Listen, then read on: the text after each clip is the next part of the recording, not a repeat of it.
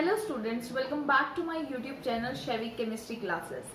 आज की क्लास में हम सॉल्यूशंस चैप्टर जो है वो पढ़ने वाले हैं। ठीक है, अभी सॉल्यूशन वाले चैप्टर में हम सारे कंसंट्रेशन टर्म्स को डिटेल में डिस्कस कर चुके हैं और ऑलरेडी वो सारी वीडियोस अपलोड हो चुकी हैं। अभी इस लेक्चर में हम लोग मेन जो टर्म्स यूज होने वाली हैं इस चैप्टर में उसके बारे में डिटेल में डिस्कस करने वाले हैं, जैसे कि पार्शियल प्रेशर, वेपर प्रेशर, ये सब टर्म्स जो है वो मैं आपको आज समझाऊंगी। तो चलिए स्टार्ट करते हैं, बट स्टार्ट करने से पहले मेक श्योर आप चैनल को सब्सक्राइब जरूर कर दें, वीडियो को लाइक करें और इसे ज़्यादा से ज़्यादा स्प्रेड करें। And thank you so much for giving me so much love and support. तो चलिए स्टार्ट करते हैं। सबसे पहले मैं आपको बताऊंगी कि ये लेक्चर थोड़ा सा कंसंट्रेटेड होकर देखिएगा, क्योंकि ये लेक्चर जो है वो आपके लिए थोड़ी ज़्यादा मतलब कंफ्यूजन क्रिएट कर सकता है अगर आप इसको ध्यान से नहीं देखोगे तो आई विल ट्राई आपको कोई भी प्रॉब्लम नहीं आए। तो चलिए स्टार्ट करते हैं। सबसे पहले हम स्टार्ट करते हैं विद द वेपर प्रेशर। ठीक है, वेपर प्रेशर के बारे में। वेपर प्रेशर से पहले हमें इवेपोरेशन को डिटेल में डिस्कस करना पड़ेगा ताकि आप इसका कंसेप्ट बहुत अच्छे से समझ सकें। तो चलिए स्टार्ट करते हैं इवेपोरेशन से। तो वेपर जो वर्ड आता है वो कहाँ से, इवेपोरेशन से ही आता है, ये है ना। इवेपोरेशन का मतलब हो गया spontaneous conversion of liquid molecules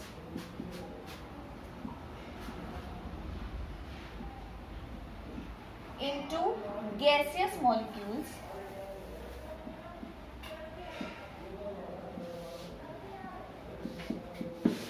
ठीक है, राइट। अब ध्यान से मेरी बात समझना। कंसिडर करो आपके पास ये कोई भी एक बीकर है, क्लियर। अब देखना ध्यान से, ये मैंने इस तरीके से वाटर से फिल कर दिया। अब देखो इसमें मॉलिक्यूल्स प्रेजेंट है वाटर के, और कुछ जो मॉलिक्यूल्स हैं इस तरीके से प्रेजेंट होंगे ऐसे, ठीक है। और यहाँ पे सरफेस पे भी जो मॉलिक्यूल्स होंगे वो इस तरीके से प्रेजेंट होंगे।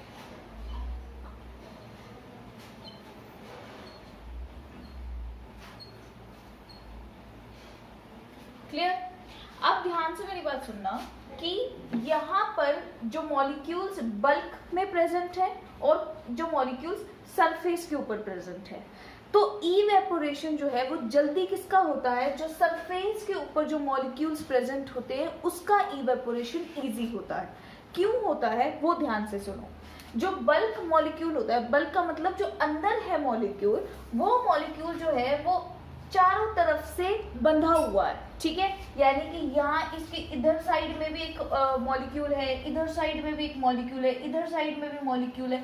तो ये हर जगह से फोर्स ऑफ अट्रैक्शन को फील कर रहा है ना। जैसे कि अगर मैं आपको कहूँ तो ये इसको हर डायरेक्शन से फोर्स ऑफ अट्रैक्शन फील करना पड़ रहा है, इधर से भी, इधर से भी, इधर से भी, इधर से भी। तो ये क्या है, बिल्कुल फोर्स ऑफ अट्रैक्शन से अगर इसको ऊपर जाना है तो सबसे पहले इन सारे फोर्स ऑफ अट्रैक्शन को इसको ओवरकम करना पड़ेगा, राइट। जबकि आप सरफेस मॉलिक्यूल की बात करो तो जो सरफेस का मॉलिक्यूल है वो सिर्फ एक ही फोर्स ऑफ अट्रैक्शन को फील कर रहा है। कौन से वाला, डाउनवर्ड डायरेक्शन वाला, है ना। क्योंकि डाउनवर्ड डायरेक्शन में जो मॉलिक्यूल्स प्रेजेंट है वो इस सरफेस मॉलिक्यूल को इस तरीके से पुल कर रहे हैं, ठीक है। अब क्या है, एक ही डायरेक्शन में फोर्स ऑफ अट्रैक्शन लग रहा है सरफेस मॉलिक्यूल के ऊपर, यानी कि इनके पास बल्क मॉलिक्यूल के कंपैरिजन में कम फोर्स ऑफ अट्रैक्शन है ना।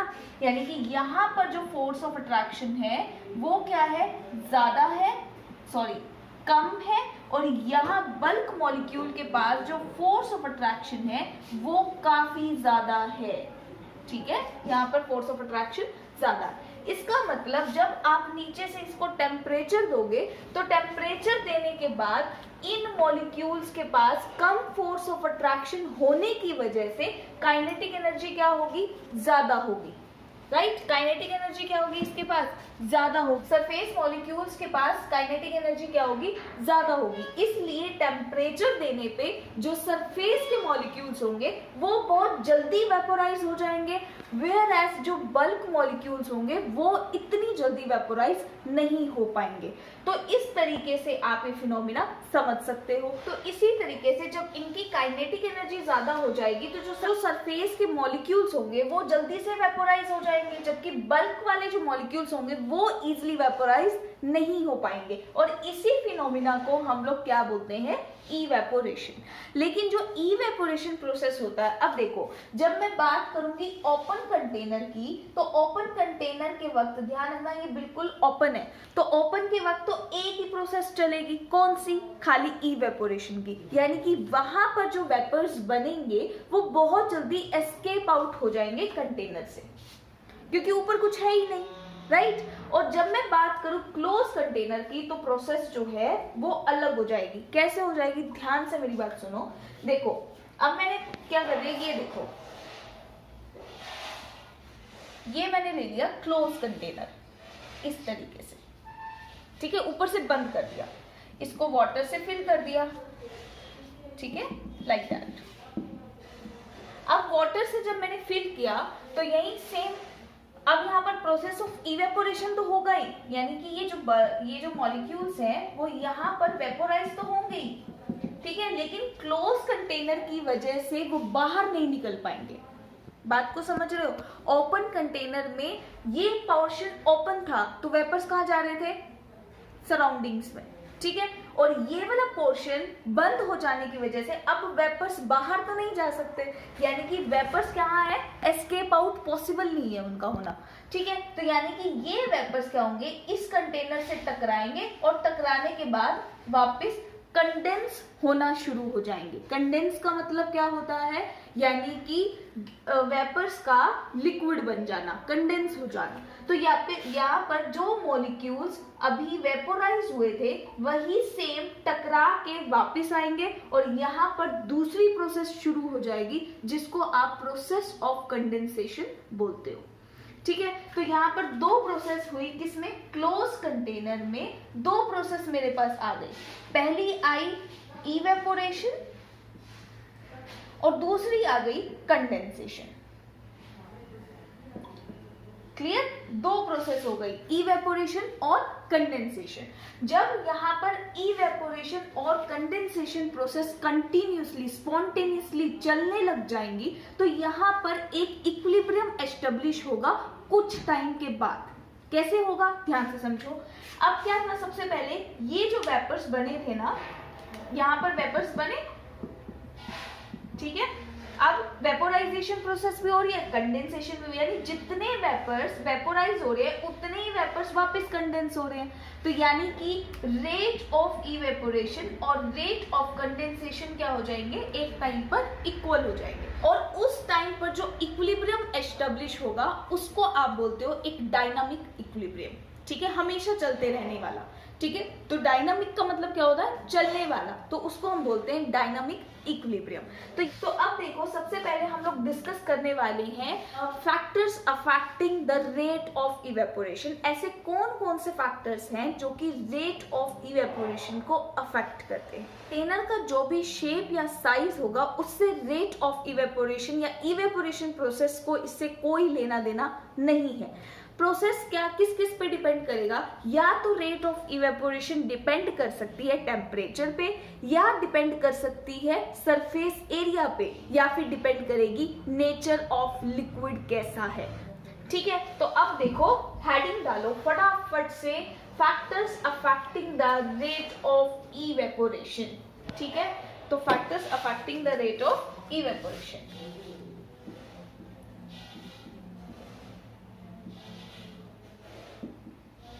The rate of evaporation. तो सबसे पहले हेडिंग आप डाल लो टेम्परेचर की। बात करते हैं दूसरे फैक्टर की, यानी कि नेचर ऑफ लिक्विड की।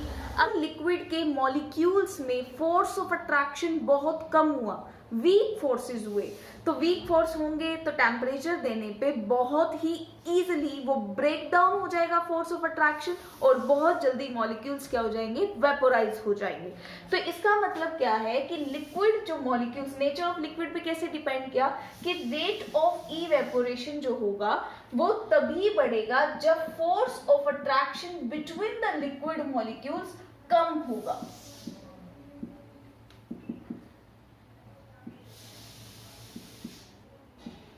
क्लियर? उसके बाद देखो थर्ड फैक्टर, ठीक है। थर्ड फैक्टर हमें क्या था हमारे पास, सरफेस एरिया।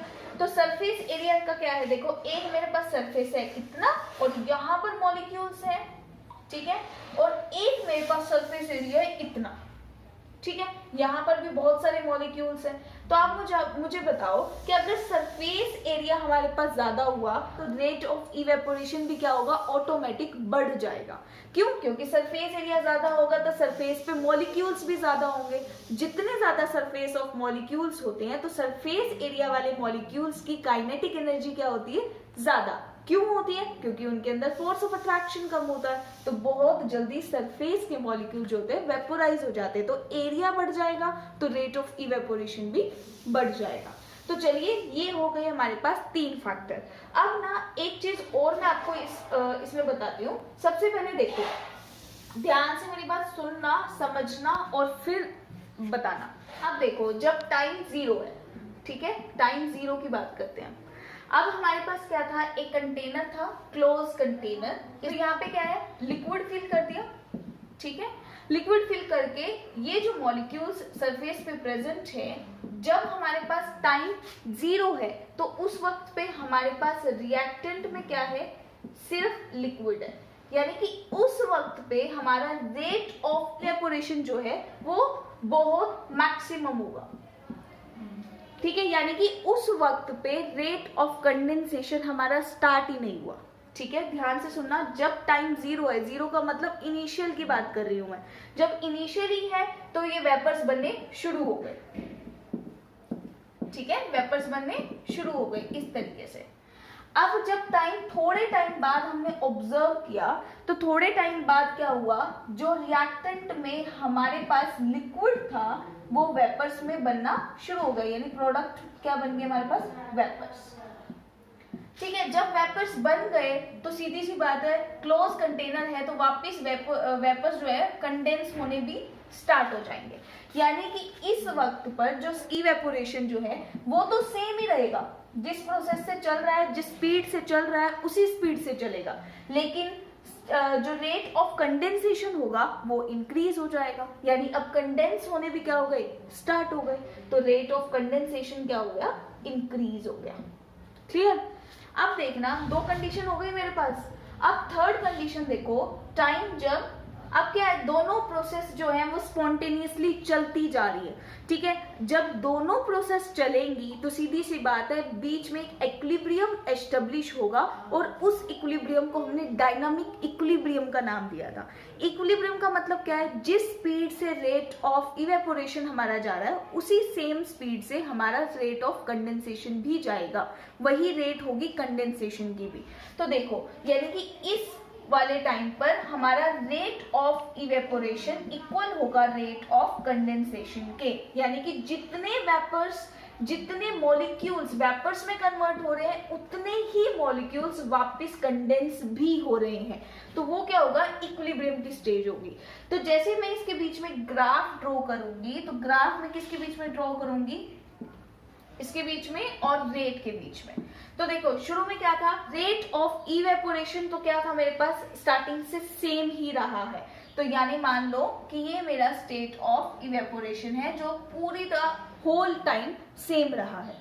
धीरे धीरे क्या हुआ, रेट ऑफ कंडेंसेशन इंक्रीज होना शुरू हुआ, पहले तो नहीं था, फिर धीरे धीरे बढ़ा, फिर इक्वल हो गया रेट ऑफ इवेपोरेशन के, तो धीरे धीरे इंक्रीज हो गया और इक्वल हो गया रेट ऑफ इवेपोरेशन के, ठीक है। And this is the rate of evaporation, this is the rate of condensation. ये जो पॉइंट्स दोनों आपस में मिल रहे हैं ना, वो पॉइंट क्या होगा, डायनामिक इक्विलिब्रियम का पॉइंट होगा, जहां पर रेट ऑफ इवेपोरेशन इक्वल हो जाएगा रेट ऑफ कंडेंसेशन के। ठीक है, तो इस टाइम को आप क्या बोलोगे, टाइम एट इक्विलिब्रियम। ठीक है, तो ये था आपके पास ग्राफ। ठीक है, अभी इस लेक्चर में हम लोग एक और जो है वो चीज पढ़ेंगे, दैट इज वेपर प्रेशर क्या होता है। डेफिनेशन नोट कर लो। ठीक है, तो मैं आपको पूरा इवेपोरेशन बता चुकी हूं। अब हम आते हैं वेपर प्रेशर पे। देखो, वेपर प्रेशर क्या हो गया, the pressure which is exerted by the vapours, यानी कि जो प्रेशर वेपर्स लगा रहे हैं in the condition of dynamic equilibrium. ध्यान रखना, वेपर प्रेशर को तभी एक्सप्लेन किया जा सकता है जब वहां पर डायनामिक इक्विलिब्रियम एग्जिस्ट कर रहा हो, एस्टेब्लिश हो कंप्लीटली। ठीक है, तो यानी कि इन the condition of dynamic equilibrium over the surface of liquid in the close container. Close container के बिना तो होगा ही नहीं, है ना, क्योंकि वो प्रेशर एक्सर्ट कैसे करेंगे, ओपन कंटेनर में तो पॉसिबल ही नहीं है। तो इसलिए स्पेसिफिकली मैंने मेंशन किया है इज इन क्लोज कंटेनर। ठीक है, तो आगे बढ़ते हैं। एक टर्म ध्यान से समझना। देखो, अब कंसिडर करो मेरे पास ये है इस तरीके से। ठीक है, अब देखना, क्लोज कंटेनर है, लिक्विड है, मॉलिक्यूल्स हैं जो कि ये सरफेस पे हैं। ठीक है, अब देखो सीधी सी बात है कि जब मैं इसको स्टार्टिंग से टेम्परेचर दूंगी ना, तो टेम्परेचर देने पे ये जो सरफेस ऑफ मॉलिक्यूल्स, जो सरफेस के ऊपर मॉलिक्यूल्स हैं, उनके पास फोर्स ऑफ अट्रैक्शन की कमी है, कम है मतलब फोर्स ऑफ अट्रैक्शन। तो ये क्या कर देंगे, वेपोराइज होना शुरू कर देंगे इस तरीके से। ठीक है, ये हम ऑलरेडी पढ़ चुके हैं कि ये वेपोराइज होना शुरू कर देंगे। अब ये जब वेपोराइज होना शुरू करेंगे तो ये वेपर्स मैं इस तरीके से आपको दिखा देती हूँ, ये बन गए वेपर्स। ठीक है, अब देखो, तो वेपर प्रेशर को तभी एक्सप्लेन किया जा सकता है जब इक्विलिब्रियम की बात आए। अब ऐसा तो नहीं है कि आप जैसे ही ऑन करोगे और फटाफट से इक्विलिब्रियम आ जाएगा, ऐसा तो नहीं होगा। इक्विलिब्रियम तो तब आएगा जब rate of evaporation rate of condensation के इक्वल हो जाएगी। तो सबसे पहले तो कंडेंसेशन प्रोसेस को होने के लिए पहले वेपर्स बनने चाहिए, फिर वेपर्स धीरे धीरे कंडेंस होना स्टार्ट होंगे, राइट। तो यानी कि हो सकता है कि ये इक्विलिब्रियम को एस्टेब्लिश करने में मान लो 10 सेकंड लग गए। ध्यान से समझना, हो सकता है इक्विलिब्रियम को एस्टेब्लिश करने में 10 सेकंड लग गए। 10 सेकंड के बाद होगा इक्विलिब्रियम एस्टेब्लिश, तब तक तो टाइम लगेगा ना कि रेट ऑफ इवेपोरेशन और कंडेंसेशन इक्वल होने में कुछ टाइम तो लगेगा, और वो टाइम मैंने मान लिया 10 सेकंड है मेरे पास। ठीक है, अब जो हमारे पास 0 से 10 सेकंड का टाइम है, वो 0 से 10 सेकंड में ऐसा तो नहीं है कि वेपर बन ही नहीं रहे, बन रहे हैं लेकिन इक्वल होने में टाइम लग रहा है, राइट। तो उस वक्त पे 0 से 10 सेकंड के बीच में जो वेपर्स बन रहे हैं, वेपर्स जो प्रेशर एक्सर्ट करते हैं लिक्विड पर, उसको हम बोलते हैं पार्शियल प्रेशर। उसको क्या बोलते हैं, पार्शियल प्रेशर। मैंने अभी आपको क्या बताया पार्शियल प्रेशर के बारे में। तो पार्शियल प्रेशर क्या होता है, जब हमारा रेट ऑफ इवेपोरेशन चल रहा होता है तो इवेपोरेशन का कंडेंसेशन प्रोसेस के इक्वल होने में टाइम लगता है, इक्विलिब्रियम एस्टेब्लिश होने में टाइम लगता है, और जो टाइम लगता है कंसीडर मैंने कर दिया 10 सेकंड लगता है। तो यानी कि 0 से 10 सेकंड के बीच में भी कुछ वेपर्स बने होंगे, और वो वेपर्स जो प्रेशर एक्सर्ट करते हैं उसको हम क्या बोलते हैं, पार्शियल प्रेशर। यानी कि अगर मैं आपको एक बात कहूं कि 10 सेकंड के बाद, अगर मैं बात करूं 10 सेकंड के बाद, तो क्या हो जाएगा, rate of evaporation equal to condensation. और जब ये प्रोसेस आ जाएगी तो उस वक्त पे जो प्रेशर एक्सर्ट होगा उसको नाम दे दिया जाएगा वेपर प्रेशर। ध्यान से समझने की कोशिश करना कि 0 से 10 सेकंड के बीच वाले जो वेपर्स बने, उन्होंने जो प्रेशर एक्सर्ट किया that is partial pressure. 10 second के बाद जब rate of evaporation rate of condensation के इक्वल हो गया, उस वक्त जो वेपर्स प्रेशर एक्सर्ट करेंगे, दैट इज वेपर प्रेशर। यानी कि maximum value of partial pressure is known as vapour pressure. यही मतलब हुआ ना, जब पार्शियल प्रेशर इस टाइम पे, इक्विलिब्रियम के टाइम पे पार्शियल प्रेशर मैक्सिमम हो जाएगा, और उस मैक्सिमम वैल्यू को तो आप बोलते हो वेपर प्रेशर।